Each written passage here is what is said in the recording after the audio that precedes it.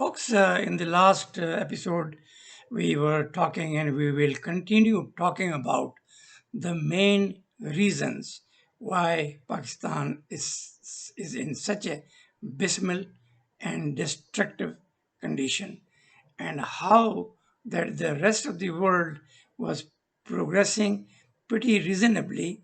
This country imploded from within, and as I have said all the time, the main reason is the GHQ interpass low IQ gang who used mullah. And mullahs use religion, and mullahs were supported by Saudis and UAEs to not allow any secular ideology take hold in Pakistan.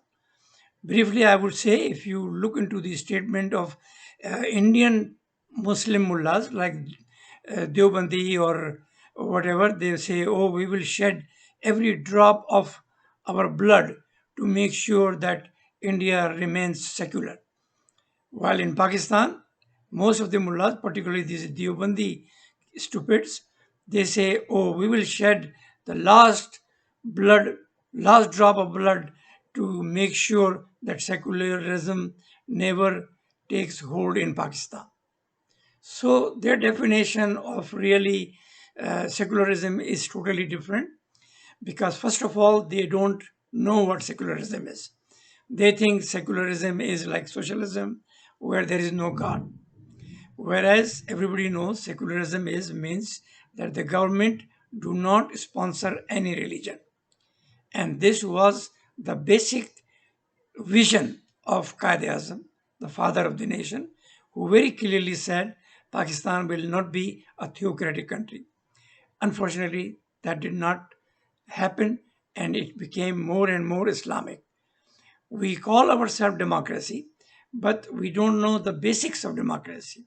And the reason is GHQ, because they don't allow the taxpayers' money to be used for the welfare of poor people. Pakistan is one democratic country where government has no responsibility of any poor, its education, its health, or its future. They provide no opportunity to poor, and that's why poor remain poor.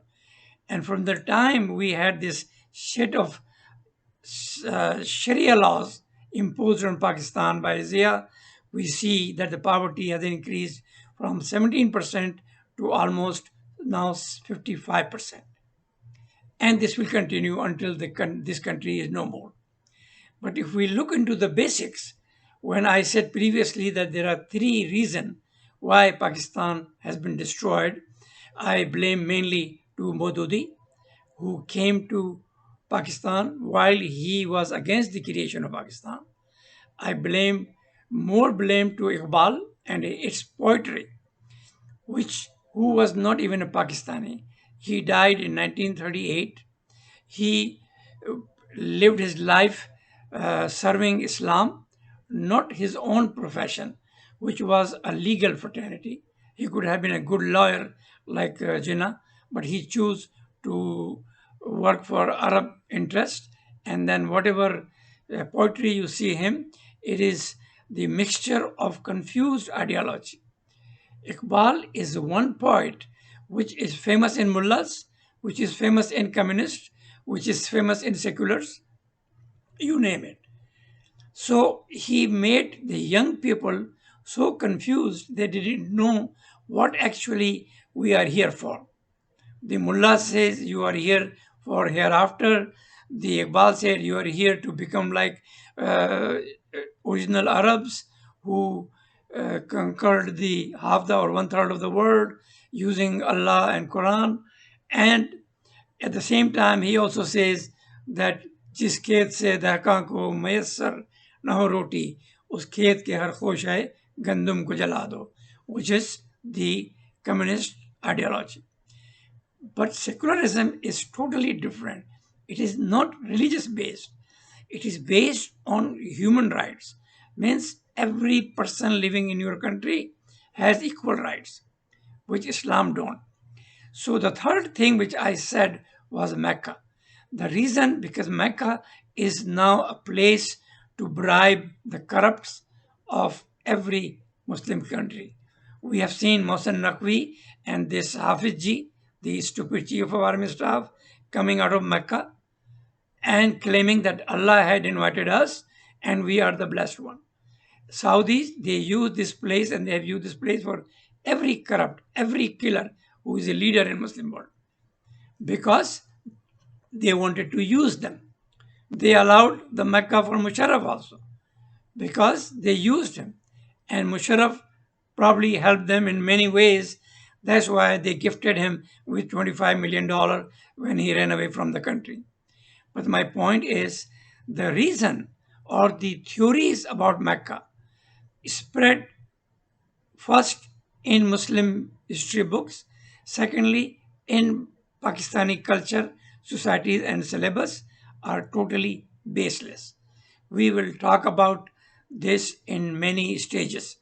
Number one, we want to say that Mecca was not known to human history, written or spoken, until 1900 years after the death of Abraham, the creator of one man God, which every Muslim thinks is also my father or my grandfather. At least Arabs do. But the reason why he never came to Mecca, because Mecca was not inhabitable back then.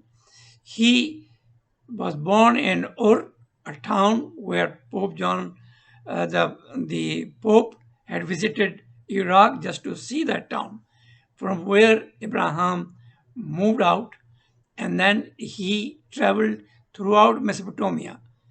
And I will show you the map of his travel. You will see that he came from here, which is Ur, and he traveled for almost 50-60 miles, 3,000 miles to go to Egypt. He stayed in Egypt for many years, came back and stayed in Canaan in Palestine and said, God came to my dream and he said, this is the promised land. From that time, the Palestine is called a promised land by every Muslim and every faith. And they call it Holy Land because all the three religions started from this, which I have circled here, Palestine and this. Now, when the Muslims claim that he took his newborn kid and dropped him in Mecca, which is 900 miles from Canaan, it is totally unbelievable. It is not possible that even if we follow the story of Quran or the Hadith, which says, and by the way, this Hadith is disputed or Riwayah is disputed by many mullahs, particularly Ahl Hadith, and they call it that this is a Sufi creation, that Abraham was told by God or by his wife that she has to throw away Ismail and his wife from their home, and he took them to a desert and lived them and put them there and came back. First of all, this action is not very prophetic, but even if it happened, the Canaan and area around that has hundreds and thousands of square mile of desert. So if he had put Ismail and his wife or his slave girl into that desert, that cannot be the Mecca, because the Mecca is 900 miles from the place where he lived. And the Mecca, the mosque, cannot be the first home of Allah or God. The Jews call them Yahweh, Muslims call them mullah, is Allah, and the Jews call them God. The Christians call them God. So there's no way that Mecca is the place where Ismail was dropped by Abraham. He will not travel 6 months or a year or maybe 2 years to drop his newborn kid. This story, as I said, is disputed, and many mullahs, they said this is a creation of much later, because 99% of Arab Muslim literature has been written from 100 to more than even today's time. In the first 100 years, there was not even a single book or single hadith was written by Arabs. We will talk about that event later, that why it was so. But the point is that Mecca cannot be a place where Ishmael came or Abraham dropped his son. The second important or second issue about what Muslims are told, that God dropped Adam from heaven in Mecca. How could that be? The God, if he dropped Adam, will be definitely in the area where his one religion started, means Abrahamic religion. So it cannot be in Mecca, because the Abraham, the creator of the first religion or first monolithic religion, which says there is only one God, was not in Mecca but was living in Canaan. And then the Muslim writers or the mullahs, they say, oh, Mecca is in the center of the world. And particularly, there are many Wahhabi paid mullahs like Dr. Zakir Naik or others who take a map and where the Mecca is in the center, and they say, see, look at this map of the world. Mecca is in the center. But the fact is that if you look into the world, you will see that this is round, and every particle on this earth is in the center of the earth, because they initially thought that earth is flat and whatever we claim can work.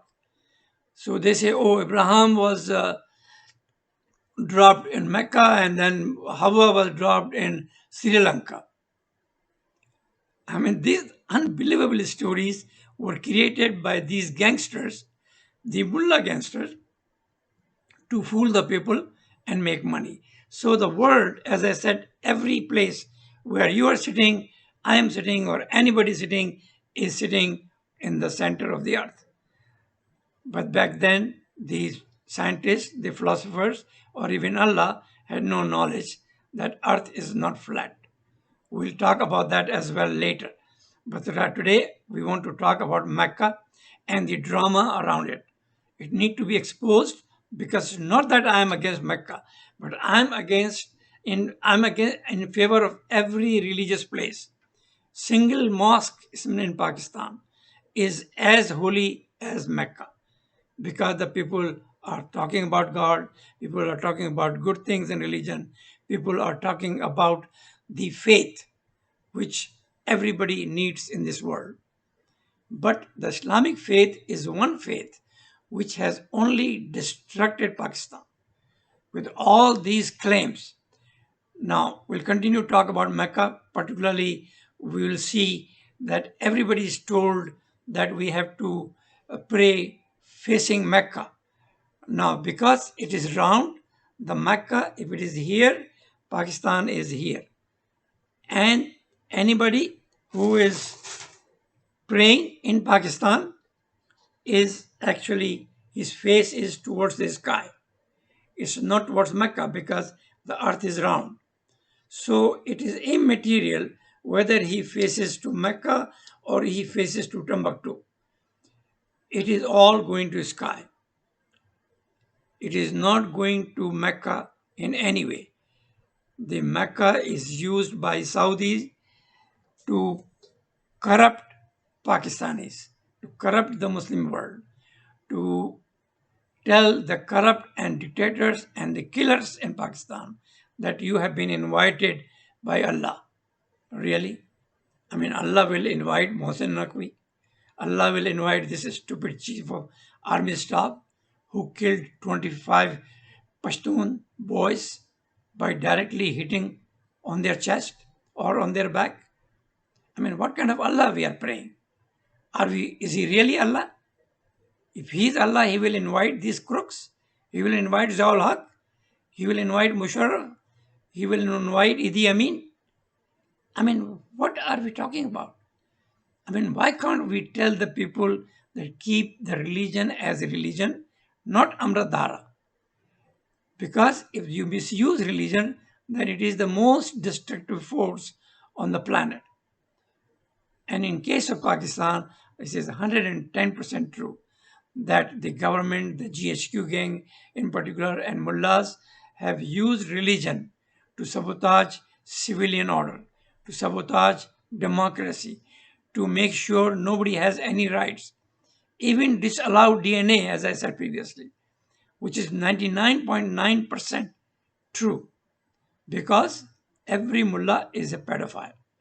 Every mullah sodomizes small kids or poor. One worst thing in Islam, you will see that throughout its history, poor have been misused to an extent never in the history of this universe. And then when the Prophet go to Miraj, he see more poor in the hell. So they are in the hell here and they are in the hell over there. This is what every religion does. Every religion uses poor as a fodder. In Islamic history, the poor have been used as a fodder of war, as a fodder to create Arab imperialism, while they are not even called, they are not even remembered. Hundreds and thousands.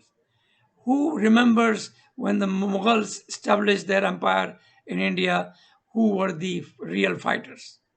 They remember the Sardar and the Nawab and the king, but the poor who were mainly used to take over the land in the name of Allah. They call it jihad fi sabilillah.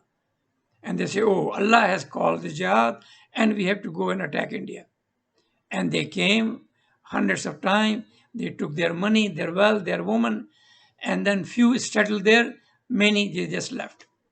Like this Iranian Abdali who came, who looted India so much that when he went back to Iran, he did not charge any tax to his nation for 3 years. This is how much wealth he looted from India. And all in the name of jihad fi sabilillah.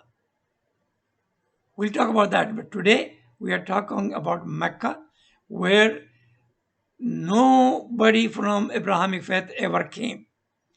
The only historical fact we see 1900 years after Abraham, that is from a European traveler who said that there is a place called Mecca and people have a building, they pray around, and they are Christians and they are Yemenis. So in Arabia, there were many places where Mecca-like buildings were made. And there were stones, red stone, black stone, white stone, where people think these stones came from heaven and we will pray for them. And then, of course, some mullah would be there who will make money and who will enjoy his life. While the poor will remain poor, they will die in desperation. There is no health care for them, there is no food guarantee for them, there is no human right for them. I mean, look at the Mughal Empire. Look at the Timur Empire in Sidresh. Look at the Safavids. Look at the Abbasid Empire or Umayyad Empire or even Ottoman Empire. Not even a single work of help was given to poor. Nobody, particularly if you are poor, have any right. And the same thing in today. Today we have poor soldiers in Pakistan Army who die in hundreds. They get nothing. People don't even know their names. After 9/11, this GHQ gang has started putting their name. They go to their home and they take picture from the movie from their parents. They say, oh, 9 मई का वाकया बड़ा खौफनाक है और उसके जो जिम्मेदार हैं उनको सख्त से सख्त सजाएं देनी चाहिए. And they are paid for it. This is how the GHQ gang is using May 9, which according to me is a glorious day in the history of Pakistan. And these days, if they keep coming, the military will be in check. The time has to come when these military men are brought to floor instead of sky. They are flying over Pakistan. They need to be brought to justice. They need to be demoted. Pakistan need to take away every free plot they have grabbed because they don't deserve it. If there is a free plot, it should be for the poor, poor soldier, if he gives his life for the country, he should be given a free plot, even a free house. This is what the human civilized countries will do, not like Pakistan. Now, coming back to Mecca, there is one special myth about Mecca, that there were 313 idols. Really? Anybody who has seen Mecca should know that Mecca is only 120 square yard building. It's like 30 by 40 yard. In 120 square yard building, you cannot have 5 people living. How you can have 313 idols and their caretakers? So this is an absolute fake claim. The holiness, if there is any, is in every Muslim country, not Mecca. Mecca is a business center now. It's $100 billion business where the Saudis are making billions, taking, sucking the blood of Pakistanis who use their life saving to go for Hajj, which was never there. Prophet only did one Hajj. We have people in Pakistan who have done 30 Hajj because every time they go, they bring some electronic items and do smuggling and then make some money or at least cover the expenses. I mean, how in the world you can go by air to do Hajj when there was no uh, car or railway? People used to go and walk or camel or horses. If you want to do Hajj, go that way. Now you are going by air, 2 hours there, stay there, spend millions and billions, over almost $4 to $5 billion Pakistani foreign exchange is wasted there. And it is not even compulsory. It is a crime against the poor of Pakistan. It is a crime against the democracy of Pakistan because the corrupts are invited in Mecca. So every claim about Mecca is totally fake. It is about time we bring back Islam from Arabia to Pakistan, where we have different uh, mazars and different this, where the people who are going, praying, helping the community around. Imagine if 100,000 people go to Data Darbar, how much business they will generate for the locality of that area. Or 200,000 people go to Shahbaz Kalandar, how many poors will have 2 times bread on their table for their kids? This is what the religion is supposed to be. Religion is supposed to make you strong. Religion is supposed to bring unity. Religion is supposed to have a sense of defense. Islam, in particular, has totally destroyed everything in Pakistan because it has neither defended you, because the GSQ gang used and attacks and wars to empower themselves to get free plot. It has not make a united country because you don't give any right to anybody and you don't get any good values from faith. This is the faith which is everybody is misusing in Pakistan. Allah, hundreds of times every day, millions of times every day, people take his name and then lie. कम तोड़ना, हराम कारी करना, आंतों में से तेल निकालना, चूहे के समोसे खिलाना, गधे और घोड़े खिलाना. Not that I am against the meat of gada and ghoda because they are very full of nutrition. But if you really want to follow some basics in religion, you have to create some good. You have to make sure that religion is helping you to empower the poor. But the system and the Islam and the mullah gang we are in Pakistan is nothing but absolute pedophiles and terrorists. And GHQ is doing it for money and for greed. Think about it. We'll continue talking about that in our next episode. God bless.